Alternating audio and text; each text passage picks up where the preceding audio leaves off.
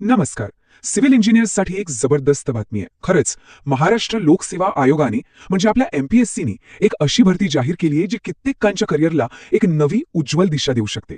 तर चला या सुवर्ण संधीबद्दल आपण एकदम सविस्तरपणे जाणून घेऊया. 296. थांबा, हा फक्त एक आकडा नाहीये. ही आहे एक प्रचंड मोठी संधी, खास करून सिव्हिल इंजिनियर्ससाठी सरकारी सेवेत रुजू होण्याची. कारण ही आहे एकूण रिक्त जागांची संख्या, तब्बल 296 जागा.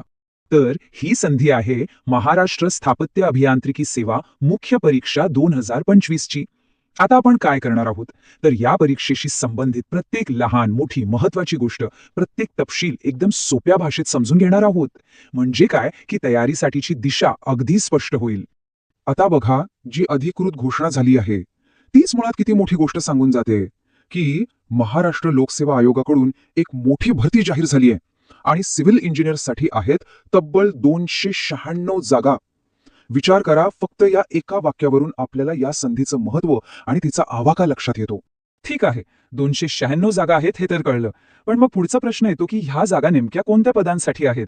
आणि हा प्रश्न खूप महत्वाचा आहे कारण तुमची सगळी तयारी ह्याच गोष्टीवर अवलंबून असणार आहे. चला तर मग या पदांचं वर्गीकरण बघूया.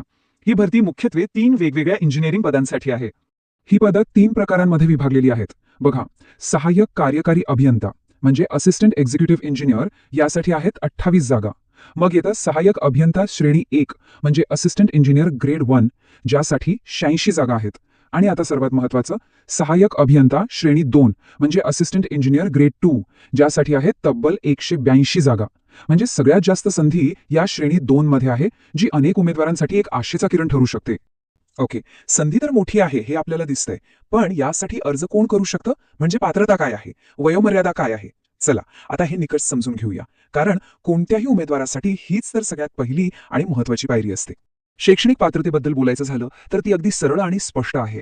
सिव्हिल इंजिनिअरिंगमध्ये BE किंवा BTech ही पदवी तुमच्याकडे असणं आवश्यक आहे. जर ही डिग्री तुमच्याकडे असेल तर समजा की या प्रवासातला पहिला महत्वाचा टप्पा तुम्ही यशस्वीरित्या पार केला आहे. आता वयोमर्यादेकडे वळूया. खुल्या प्रवर्गासाठी म्हणजे ओपन कॅटेगरीसाठी वयोमर्यादा आहे 18 ते 38 वर्षे. आणि एक महत्वाची गोष्ट म्हणजे जे उमेदवार आरक्षित प्रवर्गातून येतात त्यांना वयोमर्यादेत 5 वर्षांची सूट दिली जाईल. ही नक्कीच एक दिलासादायक बाब आहे.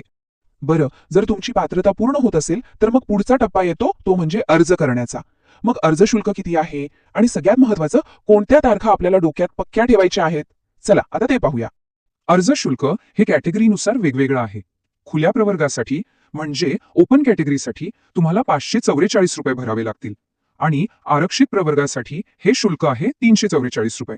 ही रक्कम अर्ज करण्यापूर्वी नक्की लक्षात ठेवा. आता सगळ्यांनी इकडे लक्ष द्या, कारण या आहेत सगळ्यात महत्वाच्या तारखा.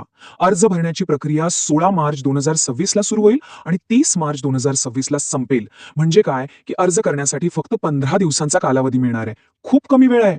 आणि मुख्य परीक्षा कधी आहे, तर 16 मे 2026 रोजी. त्यामुळे आतापासूनच तयारीला लागावं लागेल. वेळ अजिबात वाया घालून चालणार नाही.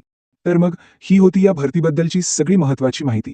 पात्रता काय आहे, जागा किती आहेत, कोणत्या तारखा महत्वाच्या आहेत, सगळं काही आता आपल्यासमोर स्पष्ट आहे. मग आता प्रश्न उरतो की पुढे काय करायचं. चला याच प्रश्नाचं उत्तर शोधूया. सगळ्यात पहिली गोष्ट, अर्ज करण्यासाठी जी लिंक लागेल ती आम्ही खाली डिस्क्रिप्शनमध्ये दिलेली आहे. त्यावर क्लिक करून आपण थेट अर्ज करू शकता.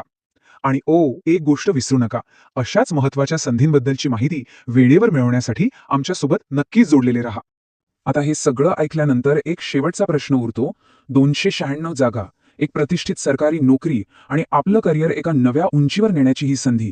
तर विचार करा, ही संधी तुमच्यासाठी आहे का? या संधीचं सोनं करायचं आहे का? याचा विचार नक्की